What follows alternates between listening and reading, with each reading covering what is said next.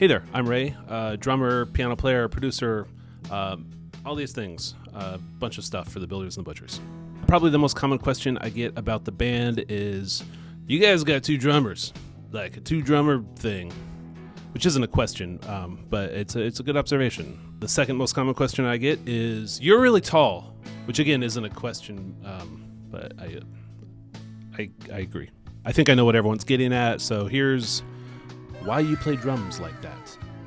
A common conspiracy is that many years ago I broke both my feet in an accident, and we hired another drummer to fill in the kick drum parts because I wasn't able to use my feet.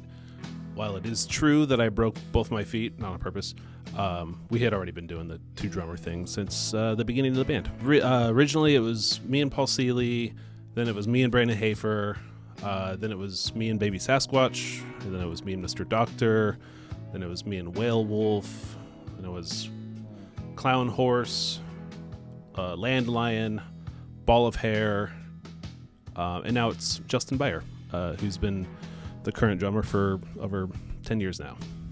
That one year was pretty crazy.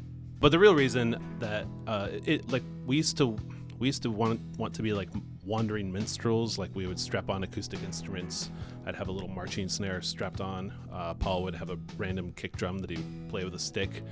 And we would go to like different venues and play for people who are waiting outside in line for a show. Play a few songs, then just hop back into Ryan's minivan and go to another show. So it just kind of evolved from there. As we grew, by the time we started playing at like clubs, we were already used to having like the kick and snare parts separated out between the two of us. So we kind of just kept it and started adding more drums and percussion over the years. I mean, also it helped that it kind of became sort of a gimmick for us. Like, people were remembering us for having the two drummers. I mean, Chris Funk, who plays guitar for the Decemberists, he would not have produced our second record if it wasn't for a friend of his told him to like check out these drummers. That is to say, the broken feet story is actually the true one. I was heroically attempting to save two kittens from a chemical plant fire. I ran into the burning building, scooped up the kittens, blasted through a second-story window, hit the ground real fucking hard, killing both the kittens and both my feet in the process.